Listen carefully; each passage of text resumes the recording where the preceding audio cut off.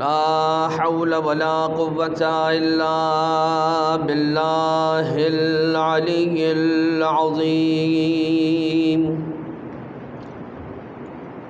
حسبنا الله ونعم الوكيل،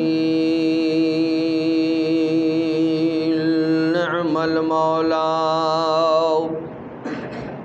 ونعم النصير.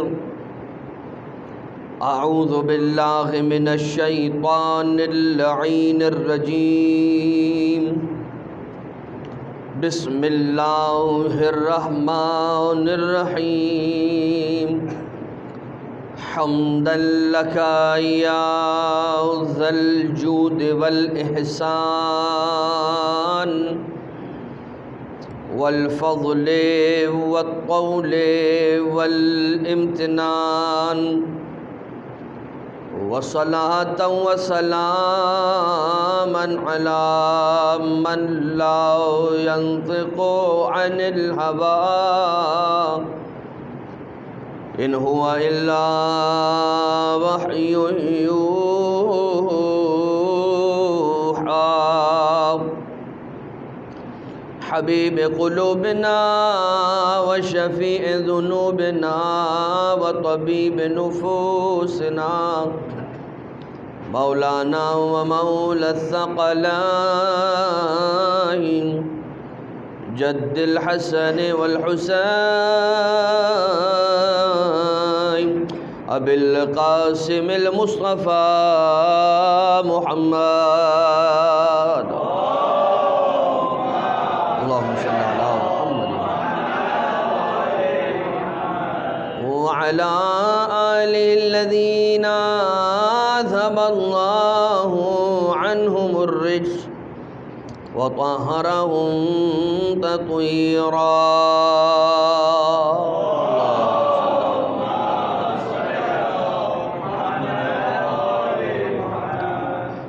لا سيما على الإمام المنتظر والحجة الثاني عشر، واللعنة الدائمة الباقية على أعدائهم ومنكري فضائلهم وغاصبي حقوقهم من الأزل إلى قيام يوم الدين. أما بعد، فقد قال الله سبحانه وتعالى في محكم كتابه ومتقن خطابه وهو أصدق القائلين: بسم الله الرحمن الرحيم. قل إن كنتم تحبون الله فاتبعوني يحببكم الله. صلوات.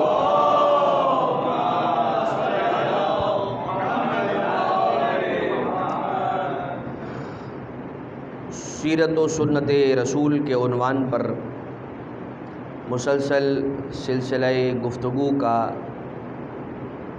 یہ عنوان اور یہ حوالہ جاری و ساری ہے.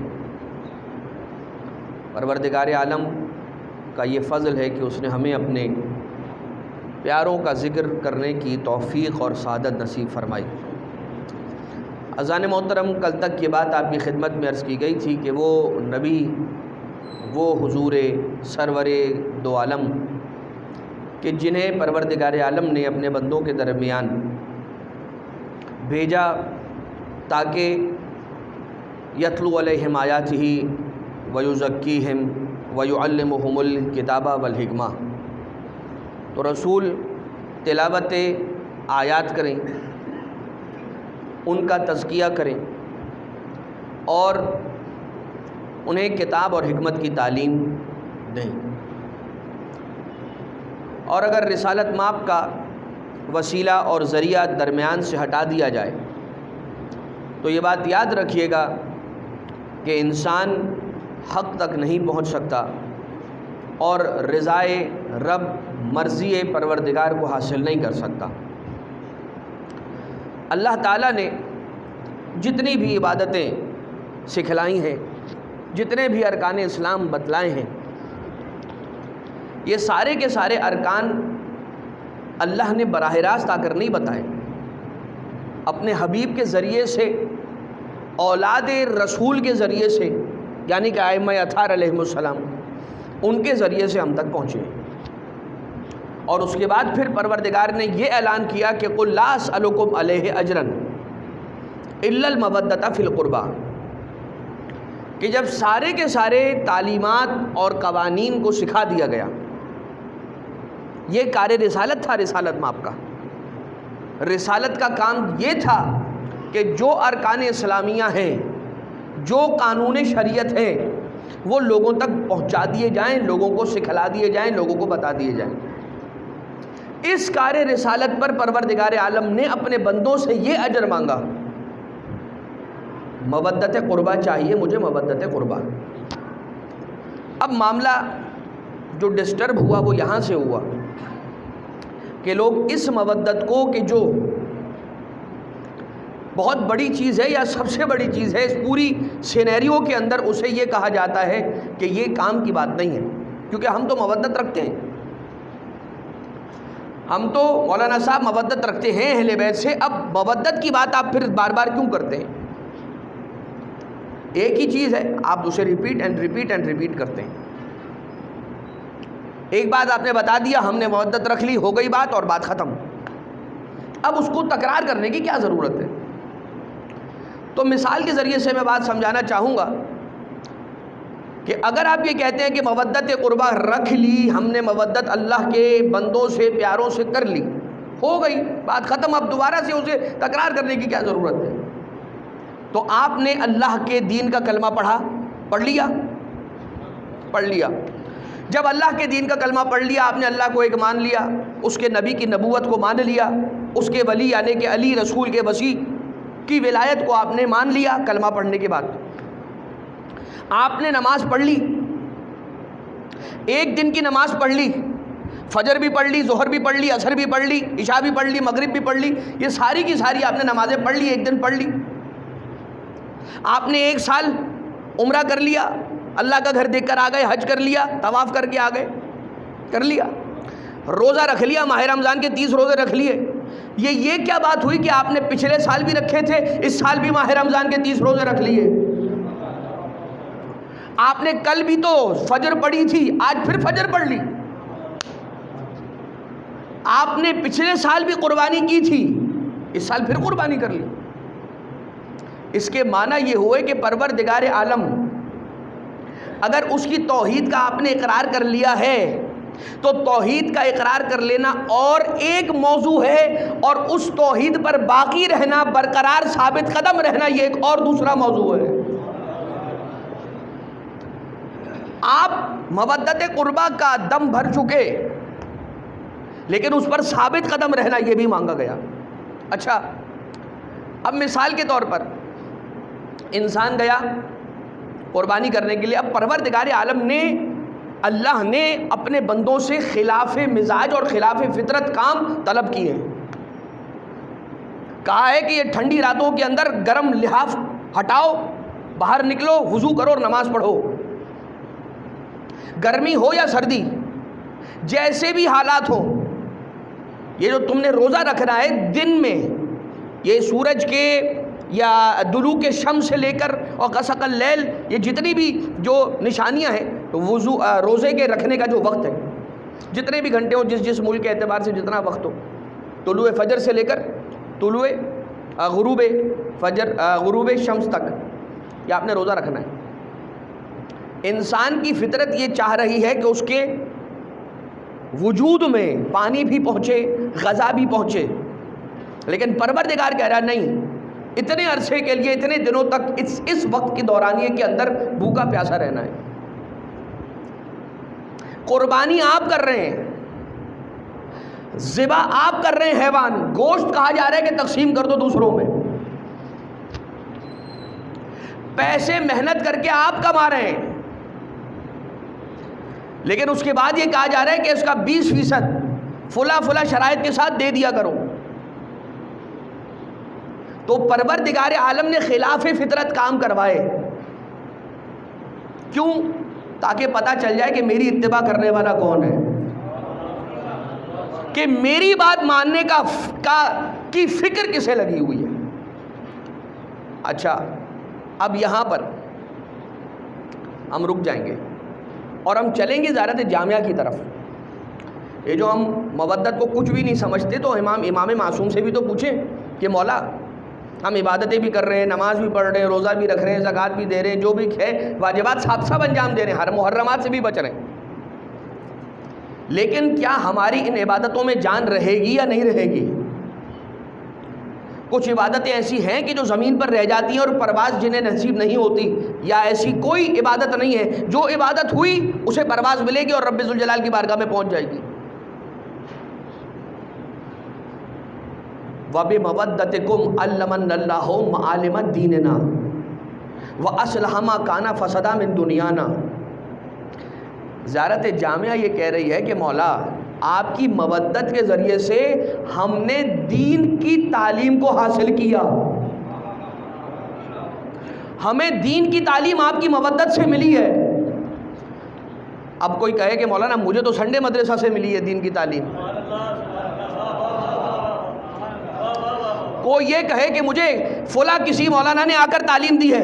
امام علی النقی علیہ السلام زیارت جامعہ کبیرہ کے اندر فرما رہے ہیں وَبِمَوَدَّتِكُمْ عَلَّمَنَا اللَّهُ مَعَالِمَ دِينِنَا وَأَصْلَحَ مَنْ كَانَ فَسَدًا مِن دُنْيَانَا۔ دین کہاں سے ملا؟ آپ کی مودت سے۔ ہمارے دنیا کے مسائل کس سے حل ہوئے؟ آپ کی مودت سے۔ یعنی کہ اگر دین اور دنیا دونوں ٹھیک کرنا ہے تو اہل بیت اطہار کا دامن تھام لو، دین بھی ٹھیک دنیا بھی ٹھیک۔ اور اگر دین کے راستے پر چلنے لگو اسے کسی کا کمال نہ سمجھنا، اہل بیت کی عطا سمجھنا، اسے اہل بیت کی عطا سمجھنا۔ لیکن ان باتوں کو سمجھنے کے لیے زمینہ چاہیے، زمینہ۔ جب یہ باتیں بیان ہوتی ہیں اور کسی ایسی کھیتی کے اندر یہ بیج ڈال دیا گیا کہ جو ہری بھری نہیں تھی تو وہ پھل نہیں دے گی، بلکہ وہ اس بیج کو زمین سے باہر نکال دے گی، اس لیے کہ سیلائن زمین ہے۔ سیلائن زمین کا مطلب کیا ہوتا ہے کہ جس کے اندر کا منرل سارا ختم ہو چکا ہے، جس کے اندر کی غذائیت رہنے نہیں دی گئی ہے زمین کے اندر۔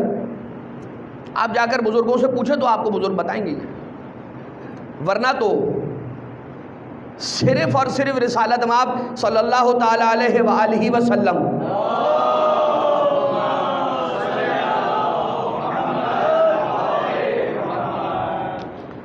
سواد ابن راقب یہ شخص ہے، جناب عبد المطلب علیہ السلام کے پاس آتا ہے، اور ابھی سرور دو جہاں کو اس دنیا میں آئے ہوئے 4 روز بھی نہ گزرے تھے۔ حضرت عبد المطلب کہاں تشریف فرمائیں؟ خانہ کعبہ کے ساتھ بیٹھے ہوئے، اور ان کے پاس آ کر کہتے ہیں کہ عبداللہ کے یہاں پر ہم نے سنا ہے کہ ایک بیٹے کی ولادت ہوئی ہے، اور ان کے بارے میں بڑے عجائب سننے کو مل رہے ہیں کہ جس وقت وہ اس دنیا میں آئے تھے تو فلاں بت گر گئے، کیسر و کسریٰ کا جو محل تھا اس کے ستون ٹوٹ گئے، اور ایک کائنات کے اندر تبدیلی جو واقع ہوئی تھی وہ ہوئی۔ تو یہ واقعات سننے کو ملے۔ اگر آپ کے لیے ممکن ہو اے عبد المطلب علیہ السلام تو کچھ لمحوں کے لیے مجھے اس بچے کی زیارت کا موقع کسی طرح سے عنایت کر دیں۔ چونکہ وہ قبیلے کا بڑا تھا اور سچ بات کرنے والا انسان تھا، لہٰذا حضرت عبد المطلب علیہ السلام اسے لے کر اس گہوارے کے قریب گئے کہ جس گہوارے کے اندر حبیب خدا آرام فرما رہے تھے، اور اس عالم میں کہ آپ کے وجود اقدس کے اوپر کپڑا ڈلا ہوا تھا۔ جیسے ہی یہ سواد نامی شخص پہنچا ہے اور رسالت مآب کو بھی دیکھا ہے، 4 دن ہوئے رسالت مآب کے اس دنیا میں تشریف لائے، تو ایک مرتبہ کہتا ہے کہ میں ایک ایسی ہیبت محسوس کر رہا ہوں کہ جیسی ہیبت انبیاء کرام علیہم السلام سے محسوس ہوتی ہے، اور اس کے بعد جیسے ہی کپڑے کو ہٹایا گیا رسالت مآب کے چہرے اقدس سے تو ایک ایسا نور امٹ کر باہر آیا کہ گھر کی چھت کو چیرتا ہوا آسمان تک جاتا ہوا دکھائی دیا۔ ایک ایسا نور تھا کہ جو رسول کے چہرے اقدس سے نمودار ہوا، اور نکل کر گھر کی چھت کو چیرتا ہوا آسمان تک جا رہا ہے، اور وہ پوری نور کی جو لیئر ہے وہ نظر آ رہی ہے۔ ایک مرتبہ خود کو جھولے کے پاس گرا دیا اور کہا کہ اے عبد المطلب گواہ رہنا، یہ بچہ جس دین پر رہے گا میں اس دین کو آج سے قبول کرتا ہوں، یہ بچہ جس دین کو فالو کرے گا یا جس دین کا پرچار کرے گا اس دین کے اوپر میں ثابت قدم آج سے، اور جو میرا پچھلا دین تھا میں نے اسے چھوڑ دیا، اور اے عبد المطلب گواہ رہنا میں اپنے آپ کو اس کی غلامی میں پیش کرتا ہوں۔ یہ بات ختم ہو گئی، ہدایت مل گئی۔ سواد ابن راقب کو یا سواد ابن ارقب کو یہ ہدایت ملی، کیسے ملی؟ رسالت باب نے یہ کہا تھا قولوا لا الہ الا اللہ تفلحوا، ابھی تو رسالت ماب کے چہرے کا دیدار ہوا ہے فقط، اور ہدایت سے سرفراز ہو گیا یہ سواد نامی شخص۔ اس کے معنی یہ ہوئے کہ جس طرح سے قرآن کریم کی آیتوں کو پڑھتے ہو اس میں تاثیر ہے، جس طرح سے قرآن کی آیتوں کے اندر تاثیر ہے، پڑھ کر پانی پر پھونک کر مریض کو پلا دو شفا مل جائے گی، اسی طرح سے اہل بیت اطہار کے ناموں میں بھی وہ تاثیر ہے۔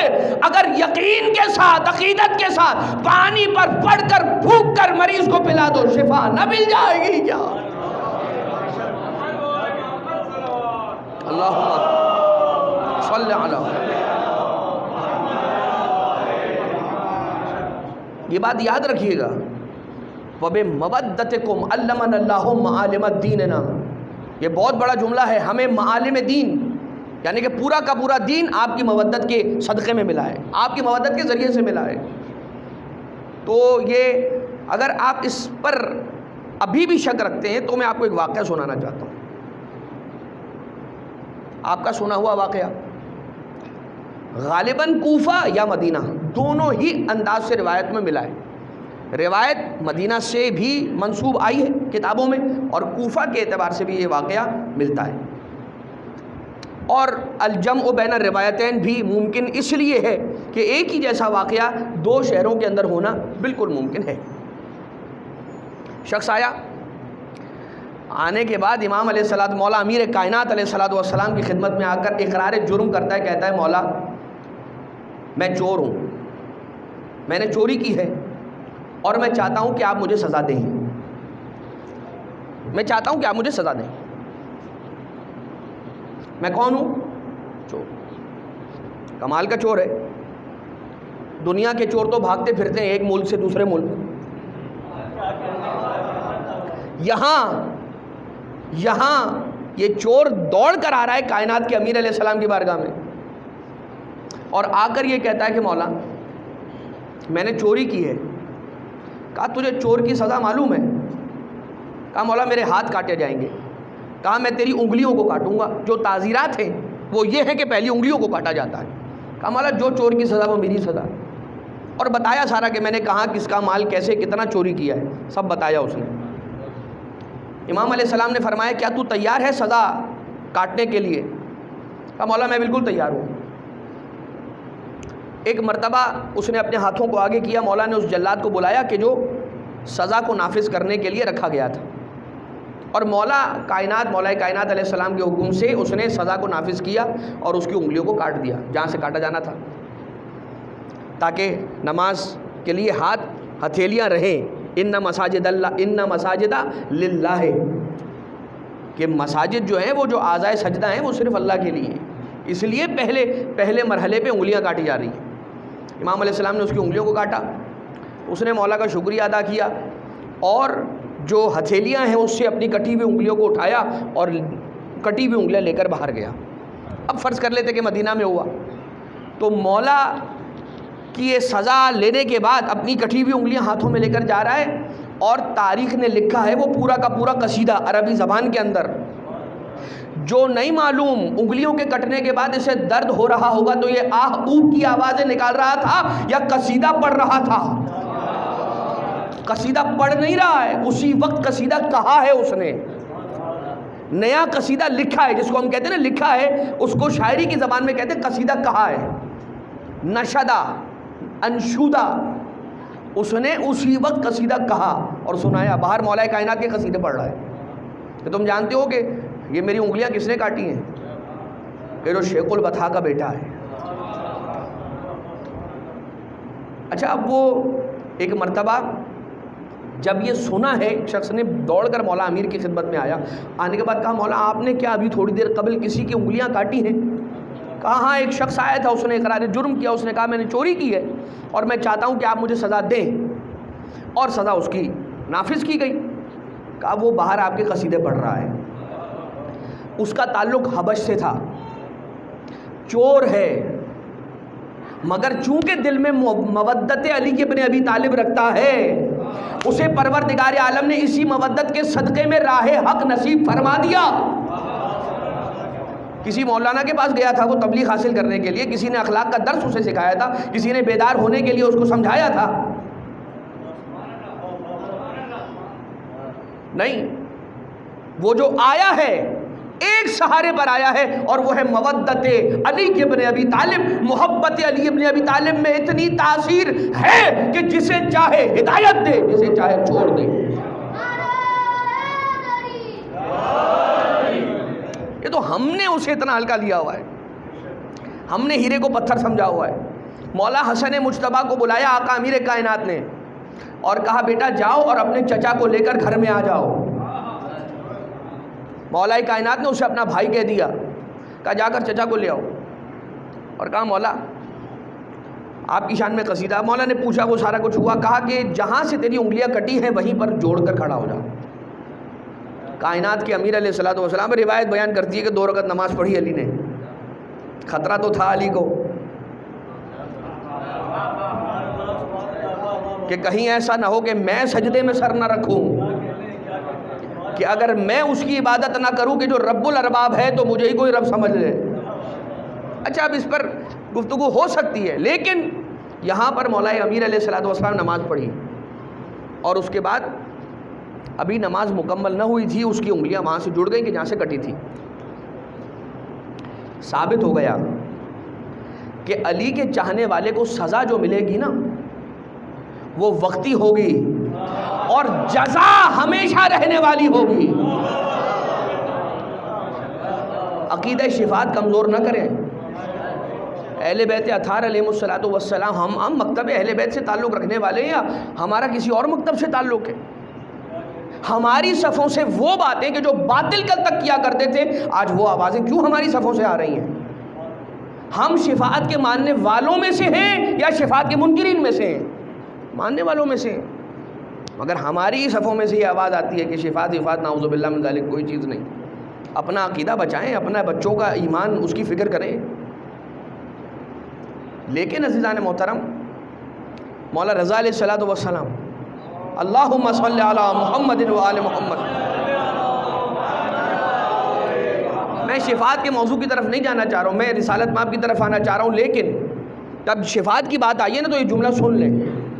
پوچھا گیا امام علیہ السلام سے کہ کسی کے بہت بہت بہت بہت بہت زیادہ گناہ ہو تو کیا ہوگا؟ کہا اس کے سکرات الموت کا وقت تھوڑا سا سخت ہو جائے گا، اس کے بعد وہ پاک ہو جائے گا، پھر دنیا سے گزر جائے گا. پھر پوچھا کہ اور زیادہ، اس سے بھی زیادہ گناہ ہو تو کہا وقت غسل جب پانی ڈالنا جا رہا ہوگا تو لگے گا کہ آگ ڈالی جا رہی ہے، پھر اس کے بعد وہ پاک ہو جائے گا اور دنیا سے بھاگ جائے گا، یعنی کہ اس کے بعد کے مراحل اس کے آسان ہو جائیں گے. کہا کہ اور زیادہ اگر اس کے گناہ ہوں، یہ جو اور زیادہ کر رہا ہے، محسوس ہو رہا ہے کہ اس کے دل میں شک کا مرض ہے. امام علیہ السلام نے کہا کہ ہو سکتا ہے کہ پھر اس کے بعد اس کے لیے فشار قبر کا عذاب ہو، مگر اس کے بعد پھر آسانی ہے.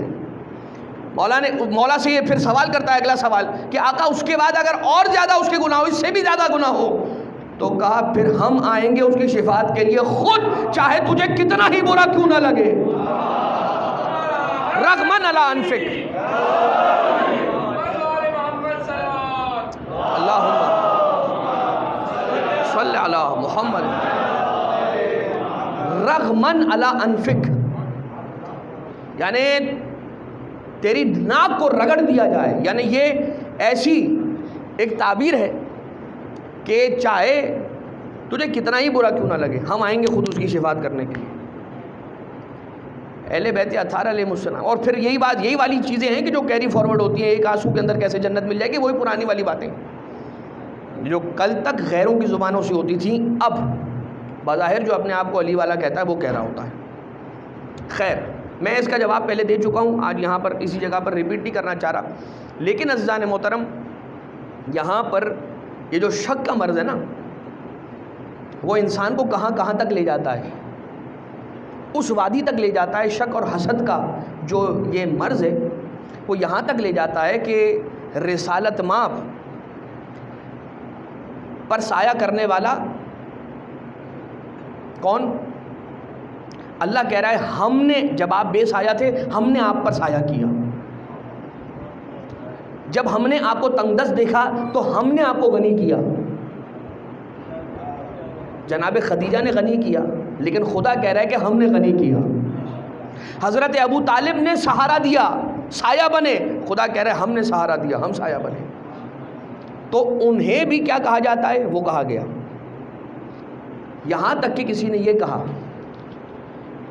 کہ جب وقت آخر آیا حضرت ابو طالب علیہ السلام کا, تو نعوذ باللہ من ذالک رسالت مآب نے حضرت ابو طالب کے کانوں کے قریب آ کر آہستہ سے یہ کہا, چپکے سے یہ کہا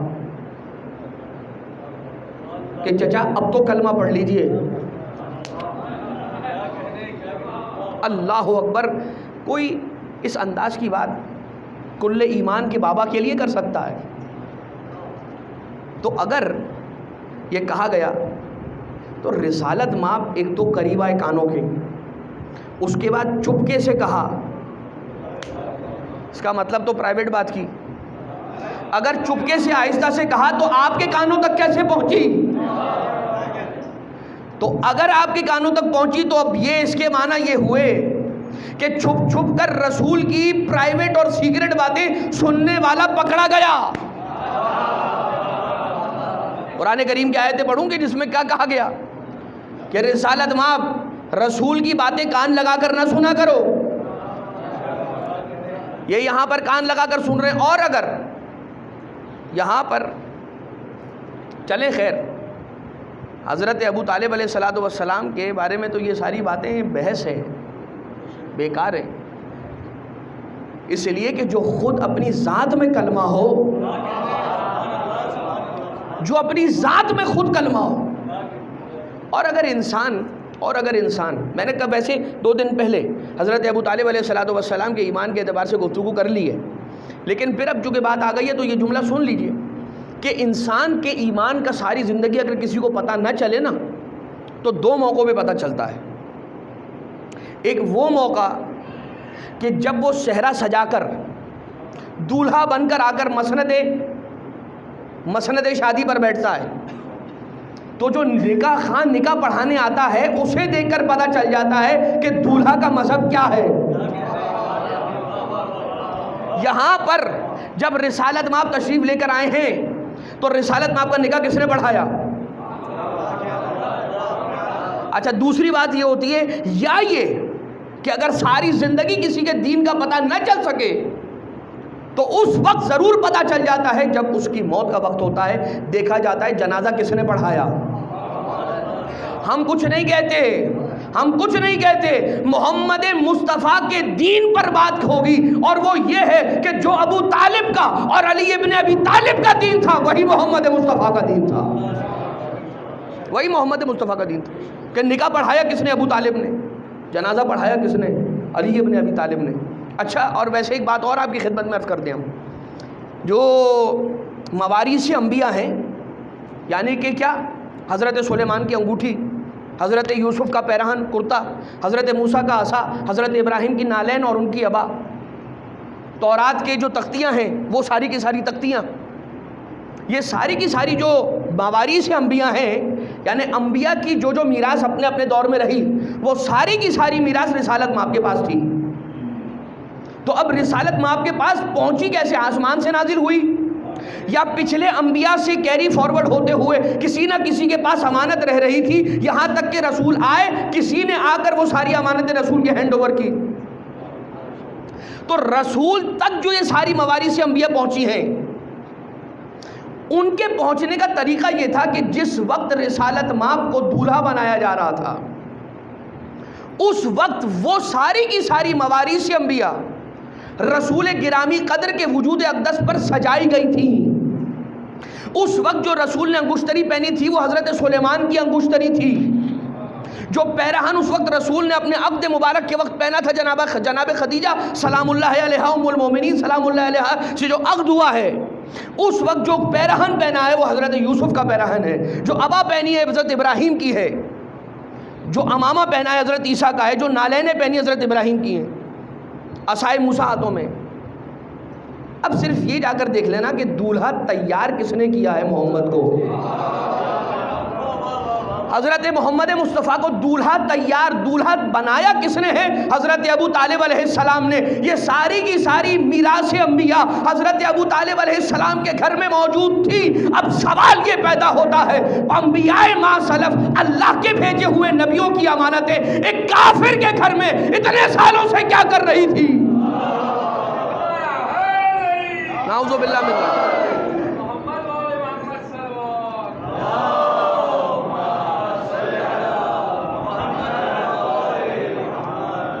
نعوذ باللہ من ذالک۔ اور صرف اتنا ہی نہیں بلکہ نبی اکرم کے ساتھ ایک شک کا بیج، ایک حسد کا بیج، کیا کچھ نہیں کر دیتا۔ اعلان غدیر ہوا اور اس کے بعد رسالت مآب رات کے عالم میں سفر کر رہے ہیں، عقبہ کی گھاٹی کے قریب سے گزر رہے ہیں، اور کچھ شرارت کرنے والوں نے یہ طے کیا، منصوبہ بنایا کہ گھاٹی ہے وہاں پر جہاں سے آج رات ان کا گزر ہونے والا ہے، یہ اپنی سواری پر ہوں گے، لہٰذا کچھ ایسا کیا جائے کہ جس سواری پر رسول ہوں، جو ہے رسالت مآب کے پاس دو رہوار ہیں، ایک کا نام ہے دلدل، ایک کا نام ہے شہبا، دو ناقے ہیں، ایک کا نام ہے ازبا، ایک کا نام ہے قصبہ، یہ 4 سواریاں غالباً رسالت مآب قصبہ پر موجود ہیں اور گزر رہے ہیں عقبہ کی پہاڑی کے قریب سے۔ انہوں نے یہ سوچا کہ رسول کی سواری کو کچھ ایسا کیا جائے کہ جو بپھر جائے اور بھٹک جائے، اور بھٹک کر گھاٹی کے اندر گر جائے، نعوذ باللہ من ذالک، رسالت مآب کو ساتھ لے کر، تاکہ یہ جو اعلان غدیر ہوا یہ مدینہ تک نہ پہنچے۔ یہ ان کا گمان تھا کہ رسول کی سواری بھٹک جائے گی۔ رسول تو وہ ہوتا ہے کہ جس کی سواری بھی گمراہ نہیں ہوا کرتی۔ اور اس کے بعد جیسے ہی وہ آئے افراد یہ شرارت کرنے کے لیے، اور رسالت مآب کے نور انور کے ذریعے سے، رسالت مآب کے چہرے کے نور کے ذریعے سے رسالت مآب نے دیکھ لیا کتنے افراد تھے، کون کون تھے۔ اب رسالت مآب نے سب کے نام، سب کی شکلیں دیکھی، محفوظ ہیں۔ آئے کن کے پاس؟ ذو شہادتین کے پاس، کون؟ جناب حذیفہ یمان کے پاس۔ آنے کے بعد ان کو سارے نام بتا دیے، دیکھو یہ بھی تھا، یہ بھی تھا، یہ تھا، یہ سارے تھے، تو میں تمہیں نام بتا رہا ہوں تاکہ تم گواہ رہو۔ اس کے بعد یہ ہو رہا تھا کہ مدینہ منورہ میں لوگ جناب حذیفہ کے پاس آ کے پوچھ رہے تھے کہ کیا رسول نے میرا نام تو نہیں لیا؟ کیا رسول نے میرا نام تو نہیں لیا؟ کیا رسول نے میرا نام تو نہیں لیا؟ ارے حضور، اگر آپ نے کچھ کیا نہیں ہے تو پوچھنے کی کیا ضرورت ہے کہ میرا نام لیا یا نہیں لیا؟ اچھا بہرحال یہ بہرحال واقعات تو ہیں تاریخ کے، لیکن عزیزان محترم آخری اسبق ابن نباتہ، بس میں تقریر کے اختتامی مراحل کی طرف جانا چاہتا ہوں، ورنہ اس موضوع پر مزید بات ہو سکتی تھی، لیکن میں نے سب حذف کیا، اور میں کچھ ضروری ایک وصیت رسالت مآب کی بیان کرنا چاہتا ہوں، اور ایک وہ وصیت، یہ ایک آخری حدیث جو اسبق ابن نباتہ نے طلب کی تھی مولا امیر کائنات علیہ السلام سے، مولا کے وقت آخر، اس وقت کہ جب چہرہ اتنا زرد ہو چکا ہے کہ اسبق جب اجازت پا کے داخل بیت الشرف مولا امیر ہوتے ہیں تو دیکھتے ہیں اور رونے لگتے ہیں، کہتے ہیں کہ میں طے نہ کر پایا کہ وہ پٹی کے جو پیشانی امیر مولا امیر پر بندھی ہوئی تھی وہ زیادہ زرد تھی یا میرے مولا کا چہرہ زیادہ زرد تھا۔ اور آنے کے بعد بیٹھے اور سوال کیا ہے، مولا جاتے جاتے ایک حدیث اور سناتے جائیے. یہ وہ ارباب میرے، یہ وہ میرے دوست کہ جو اس وقت بات کو سن رہے ہیں، محسوس کریں اسبغ ابن نباتہ جیسا اتنا بڑا صحابی ہے مولا کائنات، وقت آخر ہے، مولا امیر علیہ السلام کے پاس آیا ہے اور کیا تحفہ مانگ رہا ہے. مولا کے وقت آخر کیا تحفہ مانگ رہا ہے؟ کہا مولا ایک اور حدیث دیتے ہوئے جائیے. ان حدیثوں کو ہلکا نہ لیجیے عزیزان محترم. اخبار آل محمد علیہ الصلوۃ والسلام کی قدر و قیمت کو سمجھیے اور جانیے. امام علیہ السلام نے فرمایا کہ ایک دن حضور سرور کائنات نے مجھے اپنے پاس بلایا اور بلانے کے بعد یہ کہا جاؤ علی مسجد النبوی کے اندر ممبر پر جا کر یہ بیان سب کو سنا دو کہ 3 طرح کے لوگ ہیں کہ جن پر اللہ کی لعنت ہے. ایک وہ بیٹا کہ جسے اس کا باپ آگ کر دے، ایک وہ مالک کہ جو اپنے مزدور کی اجرت ادا نہ کرے، اور ایک وہ غلام کہ جو اپنے آقا کو چھوڑ کر فرار اختیار کر لے. یہ 3 قسم کے وہ لوگ ہیں کہ جن پر خدا کی لعنت ہے. لوگوں میں چیمی گوئیاں ہونا شروع ہو گئی. لوگ آپس میں باتیں کرنے لگے کہ کیا ہوا اس کا مطلب. یہاں تک کہ اے اسبغ، میں نے تو جا کر بیان کیا تھا، مگر اتنا زیادہ لوگوں کے اندر شبہات پیدا ہونے لگ گئے اس بیان کے بعد کہ رسالت مآب کو خود تشریف لانا پڑا. اور رسالت مآب آنے کے بعد خود ممبر پر تشریف لے گئے اور آنے کے بعد بیان کرتے ہیں کہ تمہیں یہ حدیث سمجھ نہ آئی. پہلا گروہ وہ بیٹا کہ جسے اس کا باپ آگ کر دے، اس پر خدا کی لعنت. کہا تم نے کیا نہیں سنا؟ میں نے یہ کہا ہے انا و علی ابا ہذہ الامہ، میں اور علی اس امت کے باپ ہیں. تم نے نہیں سنا؟ اب رسالت مآب اس کی تشریح فرما رہے ہیں، بتا رہے وہ بیٹا کہ جسے اس کا باپ آگ کر دے، اور اس کے بعد کہہ رہے ہیں کہ اس کا مطلب یہ ہے تم نے وہ حدیث نہیں سنی انا و علی ابا ہذہ الامہ. اس کے بعد کیا؟ وہ مالک کہ جو اپنے مزدور کی اجرت ادا نہ کرے. تم نے قرآن کریم کی وہ آیت نہیں پڑھی بسم اللہ الرحمن الرحیم قل لا اسألکم علیہ اجرا الا المودۃ فی القربى.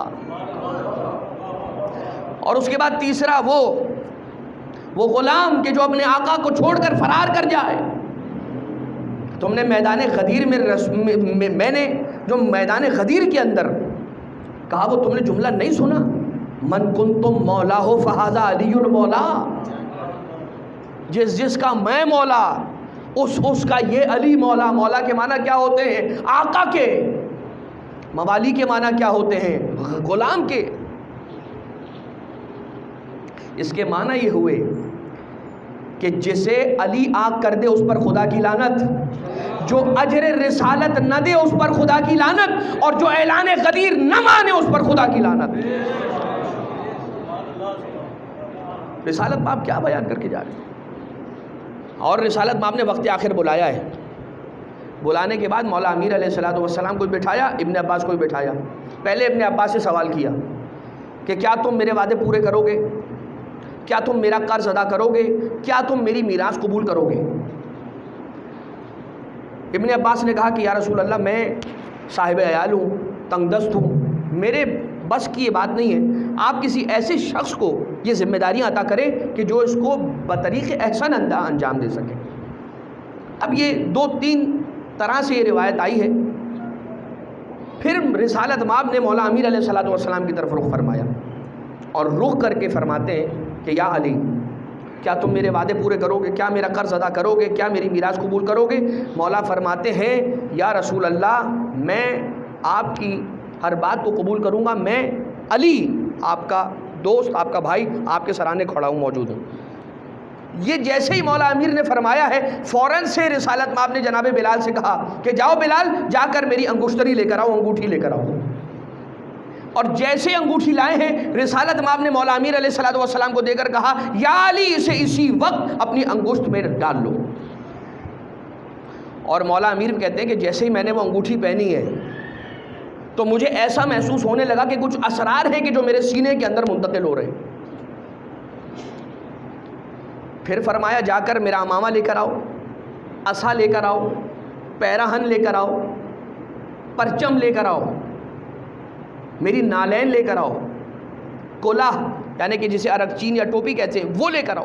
ساری کی ساری چیزیں اپنی منگوائی اور کہا کہ یہ تمہارے لیے ہے، یہ میراث تمہارے سپرد کر رہا ہوں اے علی، جن میں موارث انبیاء بھی ہیں، وہ سارا کا سارا مولا امیر علیہ السلام کے سپرد کیا جا رہا ہے، یہاں تک کہ رسالت مآب کی سواریاں،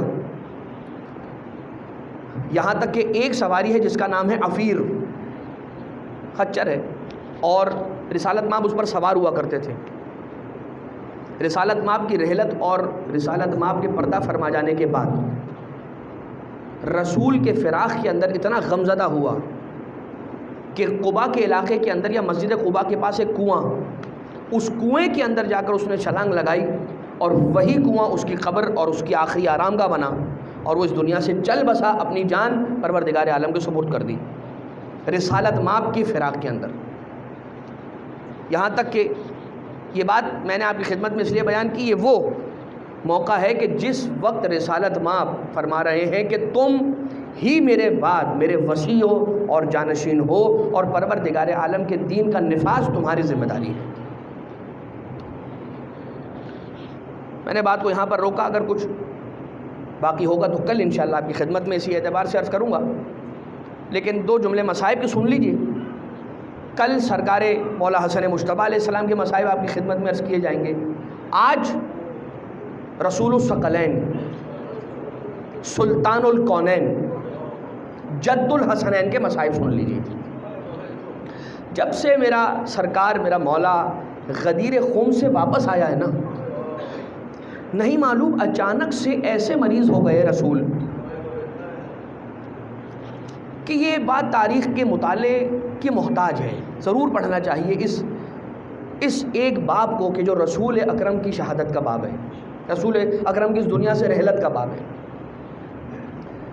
اور اتنی زیادہ اپنے جسم اقدس کے اندر کمزوری محسوس کرتے ہیں کہ رسالت مآب اب مسجد نبوی آ نہیں پا رہے ہیں۔ یہاں تک کہ کئی دن گزر گئے، رسول اپنے بیت الشرف میں آرام فرما رہے ہیں، یہاں تک کہ ایک دن رسالت مآب نے ارشاد فرمایا کہ میں مدینہ والوں سے کچھ گفتگو کرنا چاہتا ہوں اور چاہتا ہوں کہ وہ مسجد نبوی میں اس وقت پر جمع ہو جائیں۔ جیسے ہی سب نے سنا کہ آج رسول اپنا دیدار کروانے والے ہیں، ذرا سوچئے مدینہ شہر کا عالم کیا رہا ہوگا۔ سارا کا سارا مدینہ اب اپنی تجارتیں چھوڑ کر، اپنے گھروں کے کاموں کو چھوڑ کر سارے مسجد النبوی میں جمع ہوئے۔ رسالت مآب ایک جانب سے، دونوں جانب سے رسالت مآب کو تھاما گیا تھا اور سہارا دے کر مسجد نبوی میں لایا گیا۔ رسول گرامی قدر آ کر فرماتے ہیں کہ میں اب آخرت کے طویل سفر پر جانے والا ہوں، اگر کسی کا کوئی حق ہے کہ جو میری گردن پر باقی ہو وہ آ کر مجھ سے یہاں طلب کر لے۔ کوئی بھی نہیں تھا کہ جو مجمع سے کھڑا ہو اور یہ کہہ سکے کہ یا رسول اللہ ہمارا حق آپ پر ہے۔ یہاں تک کہ ایک شخص کھڑا ہوا اور کھڑے ہو کر یہ کہتا ہے کہ یا رسول اللہ آپ چونکہ اصرار کر رہے ہیں اس لیے میں کہنے پر مجبور ہوں، فلاں جنگ میں غنیمت کا مال تقسیم ہوتے ہوئے لوگوں کی بھیڑ بہت زیادہ تھی، لوگوں کو ہٹانے کے لیے آپ نے جب اپنا تازیانہ گھمایا تھا تو وہ میری پشت کو چھو کر گزر گیا تھا، میں چاہتا ہوں کہ وہ جو میری طرف ایک ہے وہ میں آپ سے وصول کر لوں۔ رسالت مآب نے ایک مرتبہ کہا جاؤ جا کر میرے گھر سے وہی تازیانہ لے کر آؤ کہ جو میرے ہاتھوں میں اس دن تھا۔ مجھے نہیں معلوم جو رسول کے عاشقین ہیں ان کے دلوں پر کیا گزر رہی ہوگی اس وقت، لیکن جس رسول کی بیٹی کے سامنے سے وہ تازیانہ اٹھا کر گھر سے لایا جا رہا تھا، وہ بیٹی ایک مرتبہ تڑپنے لگی، یہاں تک کہ بیٹی نے پوچھا، جناب سیدہ نے پوچھا کہ بیٹا حسن یہ تازیانہ کہاں لے کر جا رہے ہو؟ کہا کہ رسالت مآب سے کسی نے اس طرح کی بات کی ہے اور اس حق کو دینے کے لیے رسالت مآب نے تازیانہ منگوایا۔ بس یہاں پر بیٹی کا عالم ایسے ہے کہ بے چین و بے قرار ہوتی ہے. ارے کبھی دروازے کی جانب دیکھتی ہے, کبھی مسجد کی جانب رخ کرتی ہے.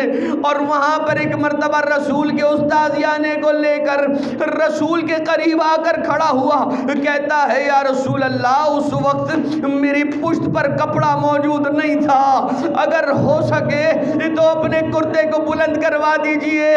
یہاں تک کہ رسول نے حکم دیا, رسول کی پشت سے رسول کا کرتا بلند ہونے لگا, یہاں تک کہ پشت پر مہر نبوت ظاہر ہوئی. اس ہاتھ میں کہ جس میں تازیانہ موجود تھا ایک جانب پھینکا, آگے بڑھ کر رسول کی مہر نبوت کو بوسہ دیتا جاتا ہے, کہتا جاتا ہے یا رسول اللہ مجھے معاف کیجئے گا, مگر آپ کی مہر نبوت کو بوسہ دینے کا یہ ارمان میں اسی طرح سے چاہ رہا تھا. مگر عزیزان محترم, جیسے ہی رسول گھر میں پلٹ کر آئے ہیں, رسول کی بیٹی کے جو گریہ کر رہی تھی, ایک مرتبہ رسول نے دیکھا ہے, پوچھا ہے زہرا ابھی تیرا بابا زندہ ہے, رویا نہ کر.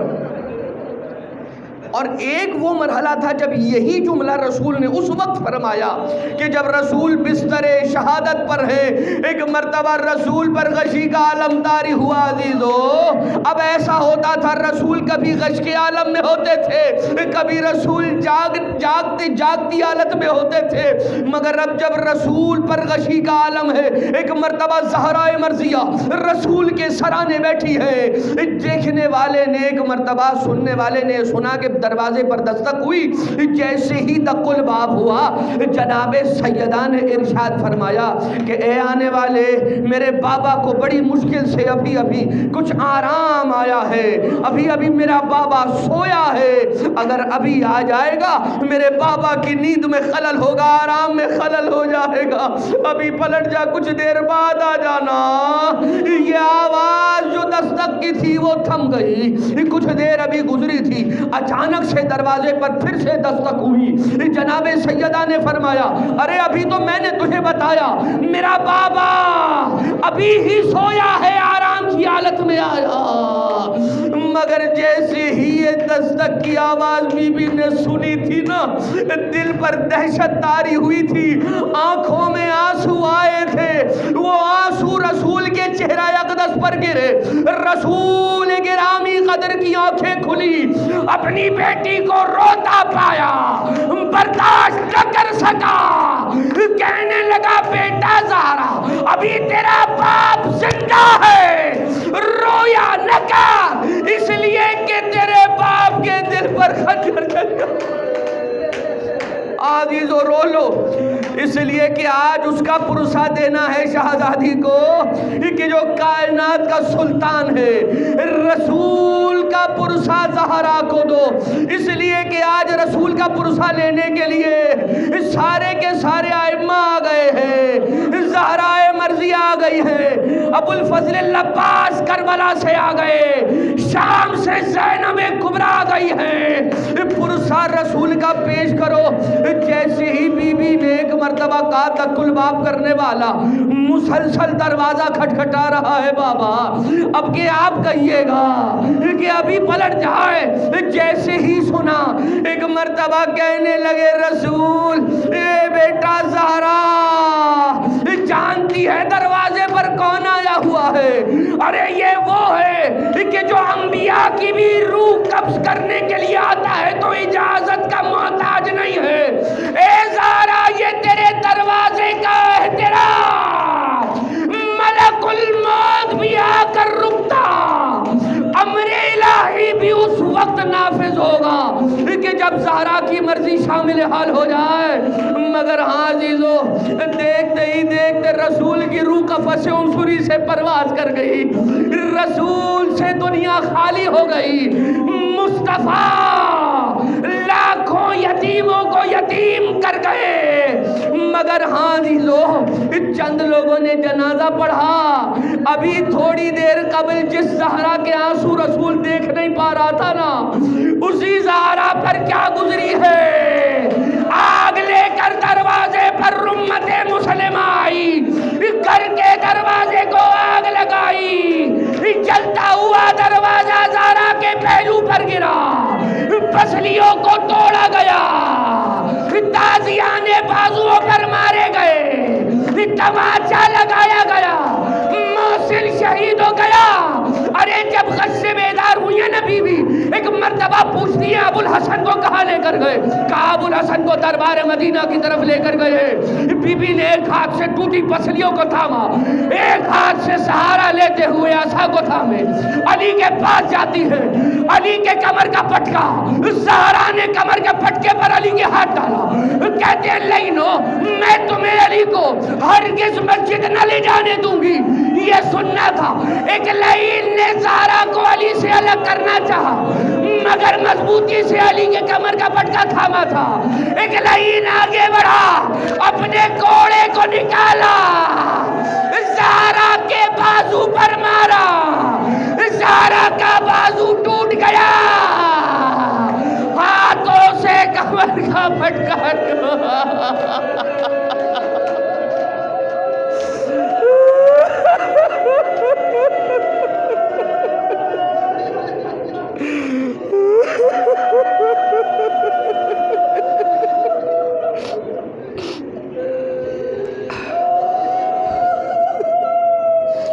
الا ولعنت اللہ علی القوم الظالمین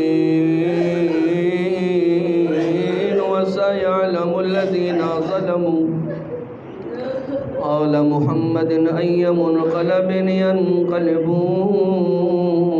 پروردگارا ہماری اس عبادت کو اپنی بارگاہ سے مقبول و منظور فرما۔ بار الہا یہ توسل، یہ آنسو، یہ گریہ، یہ سسکیاں، یہ آہ و بکا کی آوازیں زمانے کے امام کی بارگاہ میں پرسے کے پیغام کے طور پر ارسال فرما۔ بار الہا آقا و مولا امام زمانہ کے ظہور میں تعجیل فرما، ہمیں آقا کے آوان و انصار میں شمار فرما۔ ماتم حسین، ماتم رسول۔